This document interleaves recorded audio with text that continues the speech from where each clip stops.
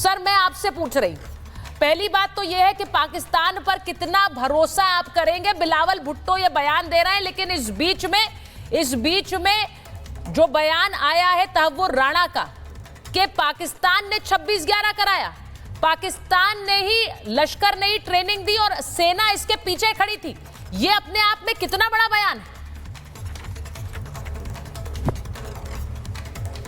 नहीं, बिल्कुल। देखिए, हम सबको उम्मीद थी कि जैसे ही तहव्वुर राणा भारत की कस्टडी में आएगा, हमारी इंटेलिजेंस एजेंसीज के हाथ चढ़ेगा, he will start singing like a canary, गाना शुरू करेगा। और सब कुछ उगल दिया है उसने कहा है कि पाकिस्तान की आईएसआई डायरेक्टली इन्वॉल्व थी इसके अंदर। ये तहव्वुर राणा ये खुद पाकिस्तान आर्मी मेडिकल कोर का ऑफिसर है, ठीक है। फिर ये रिटायरमेंट के बाद अपनी प्रीमेच्योर रिटायरमेंट लेके अमेरिका चला गया था। वहाँ पे इसने एजेंसी खोली थी अपनी, इमिग्रेशन एजेंसी वगैरह, और वहाँ पे जो डेविड कोलमैन हेडली के साथ इन लोगों ने जॉइंट ट्रेनिंग करी। इसका कॉन्टैक्ट था major Iqbal of the ISI, जो पूरा मास्टरमाइंड था इस ऑपरेशन का। और इसने अब सारे राज खोल दिए हैं। जहां तक बिलावल भुट्टो का सवाल है, हाँ, पहले वो पाकिस्तान का फॉरेन मिनिस्टर हुआ करता था, अब उसकी कोई ऑफिशियल पोजीशन नहीं है। वो जानते हैं इस बयान का मतलब क्या है, फिर भी ये दे रहे हैं। वो देखिए, कहीं ना कहीं कुछ चेंज तो आ रहा है पाकिस्तान में। इससे पहले भी बिलावल भुट्टो ने कहा था कि पाकिस्तान की एक हिस्ट्री रही है, ये भी उन्होंने इंटरनेशनल मीडिया पर ये बात की थी। साथ ही साथ ख्वाजा साहब की बात भी जैसे की है कर्नल साहब ने, तो बिल्कुल उन्होंने भी कहा कि पाकिस्तान सपोर्ट करता रहा है 30 साल इस किस्म के लोगों को। लेकिन अब अगर हम बात कर रहे हैं, जो कि हम तो पिछले 4-5 साल से जब से इंडियन मीडिया पर आए हैं यही सुनते रहे हैं कि आप लोग कहते हैं कि हाफिज सईद हवाले कर दो, तो जब अगर ये तैयार हो गए हैं तो ले लीजिए, और हो सकता है और लोगों को भी आपको दे दिया जाए। तो आप लोग तो खुद ही कह रहे थे ना, तो आप आपने कहा कि आपको देने के लिए तैयार है, आप ले लीजिए। और ये डेजिग्नेटेड नहीं, मैं तो पहली बात उसके साथ ये भी कहा कि इस बयान पे कोई भरोसा करेगा क्या? बड़ी बात ये आपको लग रहा है कि कोई इस बयान पर भरोसा करेगा कि वो सौंपने को तैयार है, जिसको आपने सर पर बिठा कर रखा है? मैं तो 1+1 कर रही हूँ आरजू। यहाँ तहव्वुर राणा ने कहा लश्कर ने आतंकियों की ट्रेनिंग की, लश्कर ने हमारी भी ट्रेनिंग की, आईएसआई और सेना ने कराया 26/11।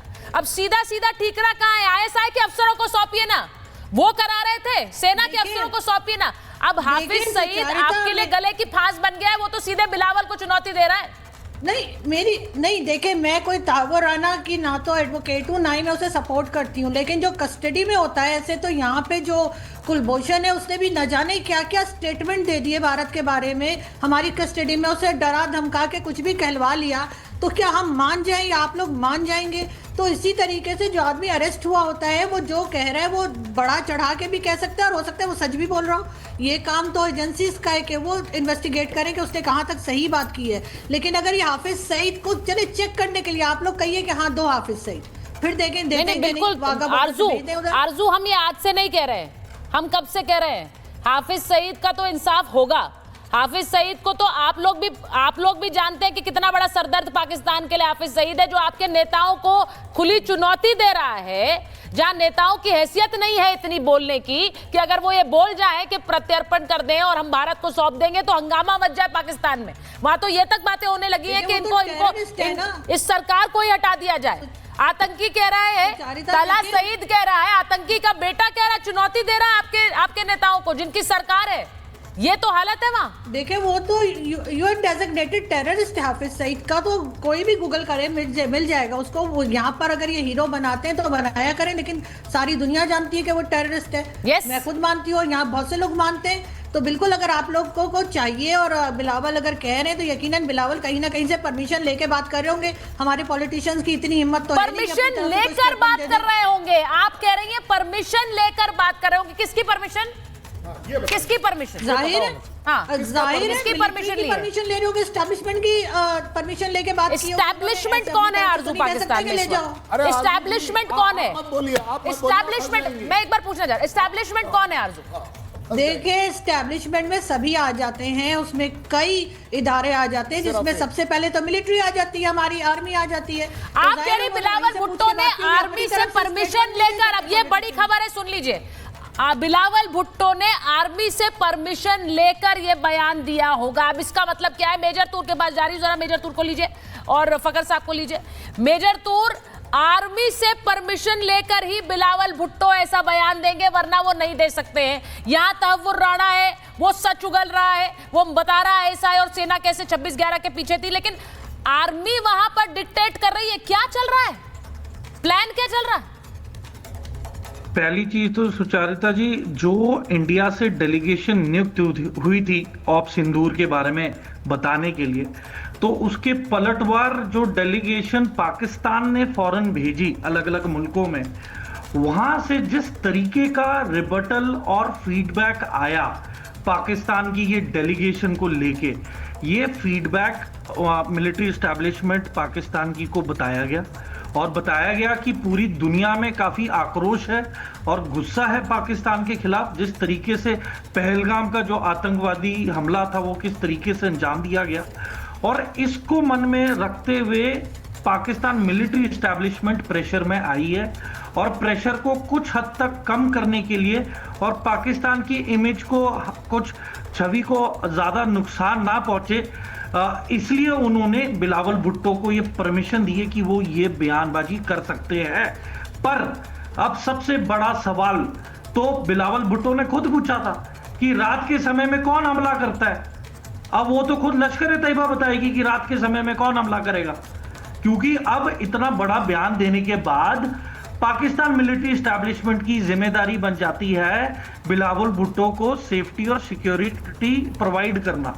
क्योंकि ये जो बयानबाजी आई है, इसका मतलब है कि पाकिस्तान ने डिसोन कर दिया है, नकार कर दिया है पूरी लश्कर ए तैयबा को। क्योंकि अगर आपने उनकी सरगना को ही बोल दिया कि आपको हम पकड़ा सकते हैं हिंदुस्तान को, तो अब बचा क्या है? तो देखिए खलबली मचेगी, और हमें हैरानी नहीं होनी चाहिए कि बिलावल भुट्टो की सिक्योरिटी भी बढ़ाई जाएगी, और आने वाले समय में क्या पता पॉलिटिकल पार्टीज के बीचों बीच रिफ्ट हो जाए। हाँ। जो ऑर्थोडॉक्स पार्टीज हैं, जिनकी तंजीमों के लिए सपोर्ट है, वो अलग हो जाए, तो आने वाले 2 हफ्ते में काफी गदर होने की संभावना। मेजर तूर, ये पहली बार हुआ है पाकिस्तान के आंखों के सामने आतंकवाद वहां बढ़ता रहा, भारत पर हमला हुआ, 26/11 हुआ, सब जानते थे, हाफिज सईद शामिल है, सब जानते हैं। वहां फकर साहब बैठे हुए ये भी जानते हैं कि किस तरह से आईएसआई और सेना के हाथ के बिना कुछ नहीं होता है पाकिस्तान में। लेकिन इसके बावजूद किसी ने कभी ये कहा नहीं कि हाफिज सईद को सौंप देंगे। आज अगर सौंपने की बात हो रही है, मैंने कहा कि ये बोल बदले कैसे हैं, मैं इस पर भरोसा नहीं कर रही हूं, लेकिन ये बोल बदले कैसे हैं फकर साहब कि आज बिलावल भुट्टो ये कहेंगे कि सौंप दो इन आतंकियों को भारत को, आप हमें, और वहां हंगामा हो जाए। वो तला सईद जोर जोर से चिल्ला रहा है, वो कह रहा है मेरे पिता को कैसे सौंप देंगे, ये कौन से, ये मुसलमान ही नहीं है, ये गद्दार